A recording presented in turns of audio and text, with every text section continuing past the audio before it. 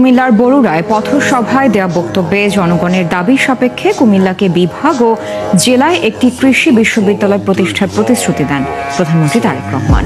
বলেন, সরকারের একার পক্ষে দেশ পুনর্গঠন সম্ভব নয়, এজন্য দেশের মানুষকে এগিয়ে আসতে হবে।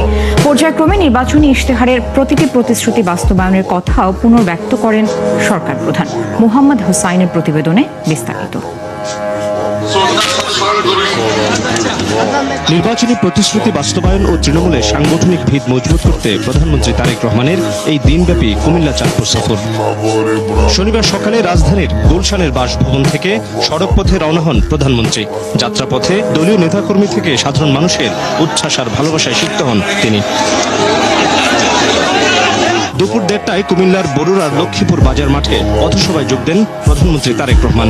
একটি একটি করে পর্যায়ক্রমে সেই ওয়াদা পূরণ করব। সমাবেশের মঞ্চে দাঁড়িয়ে কুমিল্লাকে বিভাগ করার আশ্বাস দেন প্রধানমন্ত্রী। জেলায় একটি কৃষি বিশ্ববিদ্যালয় প্রতিষ্ঠার প্রতিশ্রুতিও দেন তিনি। আসার সময় আমি দেখলাম সবাই স্লোগান দিচ্ছে, কি চাই? কুমিল্লা বিভাগ। ঠিক আছে, এই দাবিটি যদি জনগণের দাবি হয়ে থাকে ইনশাআল্লাহ তাহলে সেটির বাস্তবায়ন হবে। আপনাদের একটি দাবি হচ্ছে কৃষি বিশ্ববিদ্যালয়। আমি আগামী কয়েকদিনের মধ্যে শিক্ষামন্ত্রীর সাথে কথা বলবো। বলেন, সরকারের একার পক্ষে দেশ এগিয়ে না সম্ভব নয়, প্রয়োজন জনগণের ঐক্যবদ্ধ প্রয়াস।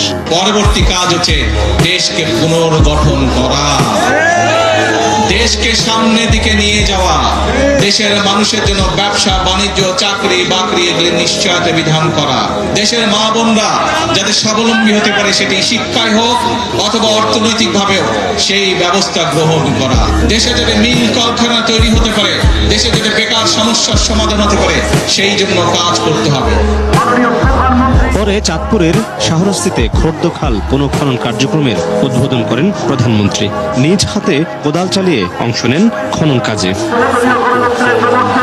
সেখানে সংক্ষিপ্ত সমাবেশে প্রধানমন্ত্রী বলেন, আগামী বাজেটে ফ্যামিলি ও কৃষি কার্ডের জন্য আলাদা বরাদ্দ রাখবে তার সরকার। বর্তমানে যে বাজেট চলছে এটি তো বিএনপি সরকারের বাজেট না, এটি বিএনপি সরকারের আগে যে অন্তর্বর্তীকালীন সরকার ছিল তাদের করে যাওয়া বাজেট। ইনশাআল্লাহ এবার আপনাদের সরকারের বিএনপি সরকার বাজেট তৈরি করছে এবং সেই বাজেটের মধ্যে ফ্যামিলি কার্ডের জন্য বরাদ্দ রাখা হবে, সেই কার্ডে কৃষক কার্ডের জন্য বরাদ্দ রাখা হবে কৃষক ভাইদের জন্য। নির্বাচনী প্রতিটি প্রতিশ্রুতি পর্যায়ক্রমে বাস্তবায়নের কথাও পুনর্ব্যক্ত করেন তারেক রহমান। সেই জন্য কৃষক কার্ডের মাধ্যমে চাঁদপুরের শাহরাস্তির এই খোর্দখাল একসময় এই অঞ্চলের মানুষের কৃষি জীবিকা ও পানি নিষ্কাশনে বড় ভূমিকা পালন করেছে। বছরের পর বছর দখল দূষণে এই খাল